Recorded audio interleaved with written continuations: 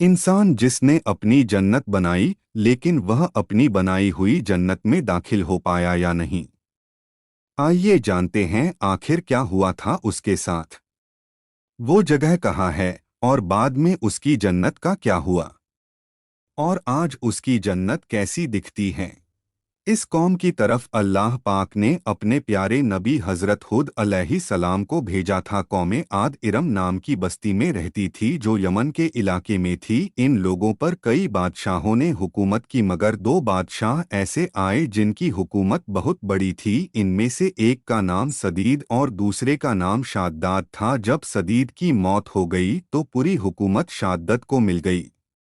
का उसको इतना घमंड था कि उसने खुदाई तक का दावा कर डाला। जब सूरज निकलता तो उसकी चमक से दीवारों पर निगाह नहीं ठहरती थी।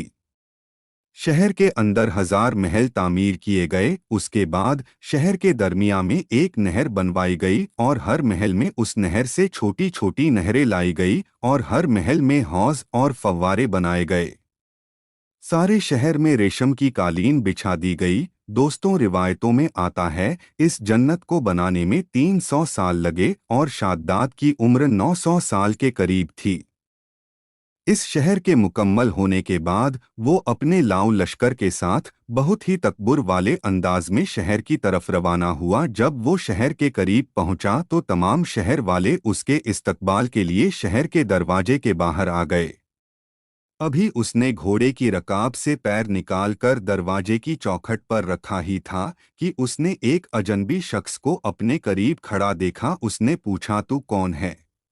उस शख्स ने कहा, मैं मालिकुल मौत हूँ। शाद्दाद ने पूछा, तुम क्यों यहाँ आए हो? इस पर मालिकुल मौत ने कहा, तेरी जान निकालने। इस पर शाद्दाद ने कहा, मुझे इतनी मोहलत दे दो कि मैं अपनी बनाई हुई जन्नत को देख लूँ।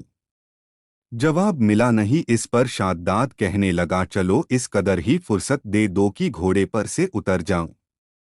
इस पर मालिकुल मौत ने कहा कि इसकी भी इजाजत नहीं। लिहाजा जब शाद्दाद का एक पाँव रकाब में और दूसरा चौखट पर ही था, उसकी रूह कब्ज कर ली गई।